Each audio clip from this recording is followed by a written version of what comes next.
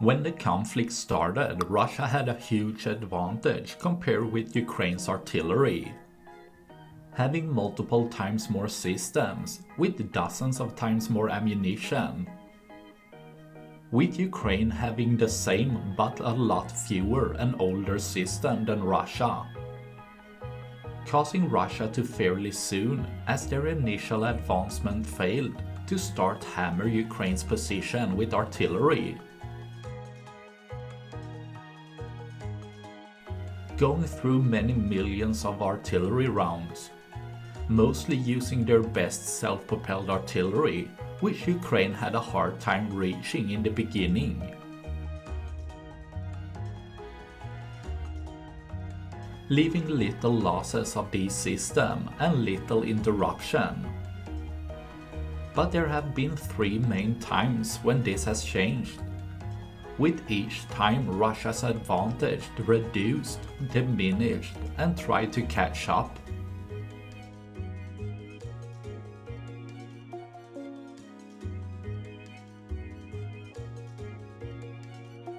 As Ukraine received longer range, better accuracy artillery system, Ukraine's problem was the limited number of systems and the amount of ammunition they got.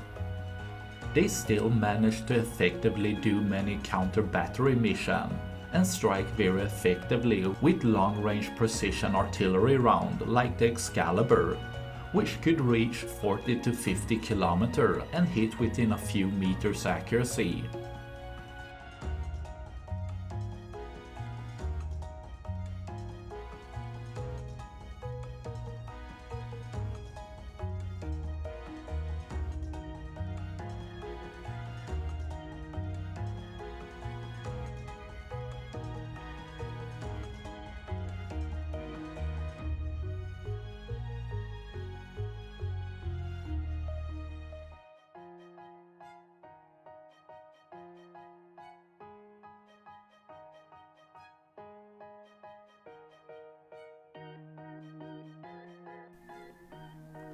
As Western artillery systems such as the Panzerhaubitze, the Archer and the Caesar can hit with good accuracy to about 30 to 40 km with regular rounds.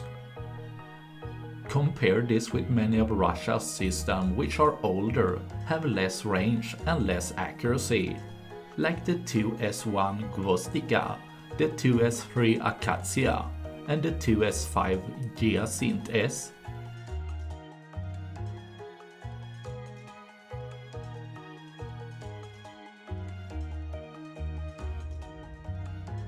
These have a range of only 20 km or in some cases up to 30 km, but a lot worse accuracy. As Russia has relied a lot of area covering bombardment, which has resulted in huge waste of resources, but also straining Russia's logistics massively.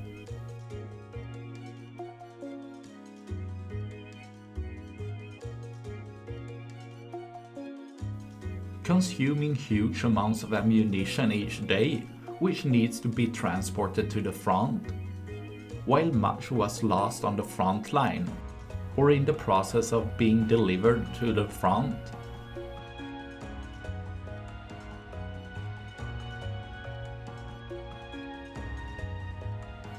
But while Russia has some more capable systems like the 2S19 Mista S, the huge 2S7 Payan and the newer 2S43 Malva, they come closer to the Western artillery but lack much of the computer targeting system and have slightly lower range.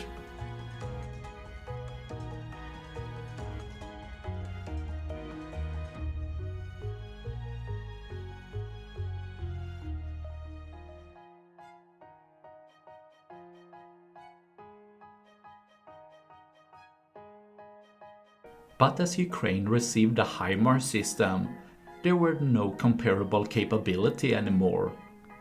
As Ukraine has reached a range of 70 to 80 km with a bigger warhead and great accuracy, Russia's artillery losses went up again.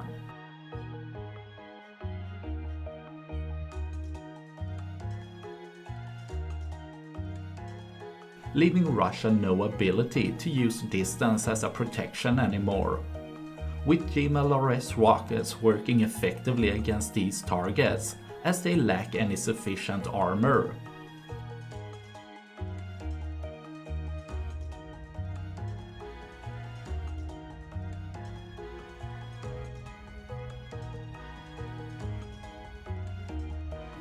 Only having limited armor to protect against small fragmentation hits and small arms. But not something delivered from such a big blast that close. Also letting many chain reaction happen as ammunition is stored inside the artillery system, but also nearby.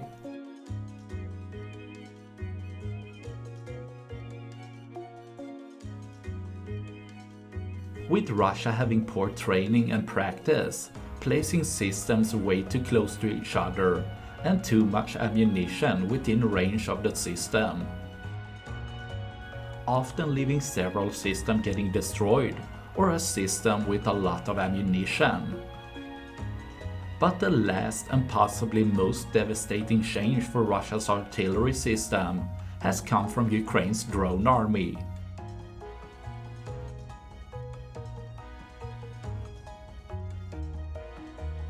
As these are both the system needed to localize Russia's artillery system, but in more and more cases be the weapon system that also destroy them.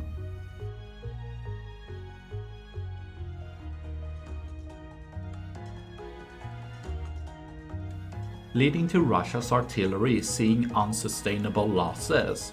Most of Russia's self-propelled artillery have already been destroyed, mostly due to these three weapon systems. Leaving the worst option of towed artillery left to take the larger part in Russia's army. As these have even shorter range, their losses have increased even more.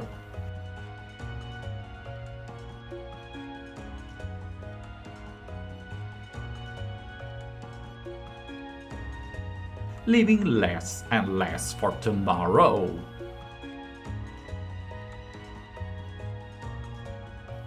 That's all I had for this video. Please like and subscribe for more. Thanks for watching. Bye.